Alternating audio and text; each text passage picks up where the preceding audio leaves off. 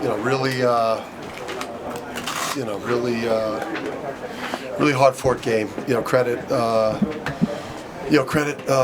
Nova, for finding a way to win it. I thought we, obviously, you shoot 54% from the field, and you make 10 threes, 23 assists. Obviously, the turnovers hurt us because we were, pretty efficient when we didn't turn the basketball over. But we knew it was going to be a tough game, and I feel a lot better. I feel actually a lot better sitting in here than I did after the Providence game, even though the reality will hit. Probably would have gone on a bus or on the airplane that this was just a loss. But we were a shell of ourselves versus Providence in a home game, and I thought the way we responded, getting down 12 and having chances, to win here. I was proud of the effort. I don't think many people are going to win here or beat this team, at home this year. I think that's a really good team. Obviously, Dixon is a bundle, and Poplar.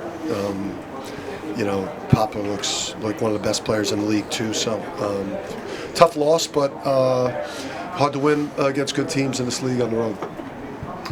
Yeah, I'm sure you take Alex 2 free throws, 3-second stuff, 99% of the time. It's just any way to explain it, or just listen, it's he's the winningest player in college basketball. He's the biggest winner in all of college basketball, it's I guess it's just kind of when you've had the incredible moments, the fairy tale back-to-back national champion coming back for a third. It's like life. Sometimes you got to go. Sometimes you got to eat shit. Like sometimes you're going to have bad moments. His first 2 years in college, has been a fairy tale.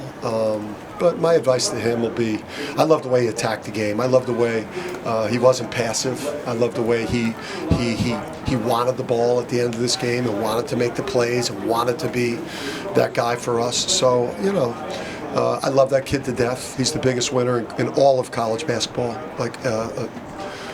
Men's and women's, he's the biggest winner. Maybe South Carolina may have somebody over there or something. But what I told him to do, though, is, when he feels sad tonight, just get off the bus when we get back to campus and do what I did after Maui. Just pull your box of rings out and maybe just kind of play with your back-to-back national championship rings and get ready for Georgetown. Did you feel like he and Solo needed to be a little more assertive in the second half after not attempting too many shots in the first? Yeah, I yelled at. I was really disappointed in how Alex started the game. I think he took 3 shots in the first half. Hassan had taken no shots in the first half. Solo, Solo was passive. Jalen Stewart, obviously we're thrilled with the way he played, and that's encouraging, both in the short term and the long term. When we get Liam back, and if we get Jay Stu playing at that level, then Liam's injury becomes a positive once we get it full strength. But this is a good time to play us with Liam out, and it's also too it's an opportunity for some of these other guys to develop, like Jalen Stewart. What did you want to see more of from Jalen in the second half? He wasn't going to score 28. I thought he played a great game. I thought he played 31 minutes. Jalen Stewart, you're asking me about? Yeah, he had 14 points on on 9 shots. He guarded the best offensive player in the country to start the game and in a lot of spots. And then that best offensive player in the country, did go 6 for 20 in the game. So I couldn't ask for more from Jalen Stewart. I think that's got to be a confidence builder for him. And again, short term right now, this week we knew it was going to be tough. Winning at Georgetown is going to be tough. Any game with Liam out is going to be tough. But if we could see some development from some of these sophomores, that's going to bode well for us. Coach, how do you avoid going down double digits? Is that like a main way to prevent you from getting down, or is that?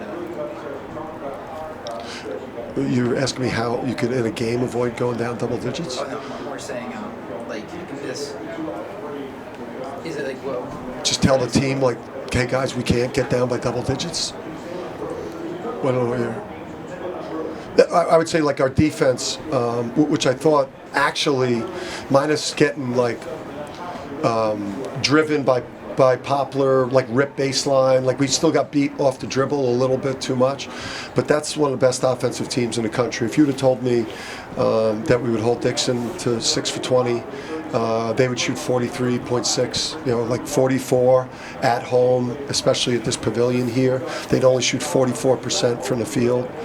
We fouled a little bit too much, but our defense isn't right now good enough for us to not kind of go down and have runs against us. That's why it's probably not familiar for you guys to see us get down by doubles. Sorry for being snarky. You were complimentary of them beforehand and obviously now. Yeah. For people that might just think it's Eric Dixon, he was 1 of 8 in the first half. Yeah. All the other guys played well. What can you tell people, like, hey, this team is not just Eric Dixon? No, those guys are good. I mean, Brickus is really good. Brickus is really good. Longino is finally healthy. He's a really good wing. Poplar is an NBA wing. Dixon's one of the best players in the country. I love Perkins as a shooter off the bench. Obviously, he's a nice piece.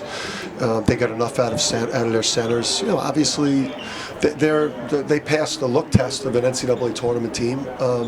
They're obviously going to have to win a lot of games in the Big East to make up for, like the Columbia game and the St. Joe's game. But you can't tell me that that's not a team that's an NCAA caliber team with one of the best players in the country. Coming into this game tonight, did Villanova show anything differently that you were watching on tape coming into tonight? Yeah, I mean, they're obviously the offensive system is much different. From Jay, and then obviously what they did with Kyle. The stuff they run, I think, is really good. I think what they do with Dixon, the way they move him around all over the court, I think it's really, really hard to guard. I think Poplar and Brickus, they run really good stuff for their best players. So they got 3 guys that can really score, plus a Longino. It's a much different system to prepare for. And for you guys, Jalen came in and did a really good job for Liam. Yeah. You said this is a good time to get you right now, but what are you looking for? Are you trying to drag me into it's coming? Because I'm not going to do that. I actually thought about it. You better get us before he gets. No, I'm not going to go back to the well. But what are you looking for right now as you're trying to? Yeah, I mean, for us, it's just listen. If they played without Dixon, or they played tonight without Poplar, or if Marquette plays without Cam Jones, I mean that's what Liam McNeely is for us. So if you would have told me, coming here versus that team that we'd have a chance, to win that game late, I'd be thrilled with that. For us, while Liam's out, we've got to find a way, to develop the young guys that we need to develop and win enough of these games so that we're not demoralized when he gets back. You weren't totally happy with Hassan's first half. Can you talk about the energy you brought bringing you guys back in the second? Yeah, I mean, we need that from him. When you're, when you're the quarterback, I thought in the first half he was, not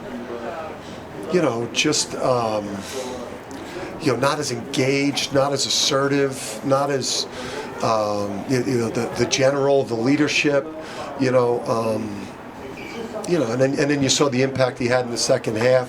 When he's not assertive, trying to put pressure on the paint and create a little bit more, we just become this team that's running around the three-point line. And he softened up our ability to get threes by just putting some rim pressure and being more disruptive in the second half. Thanks, guys. All right, thank you guys.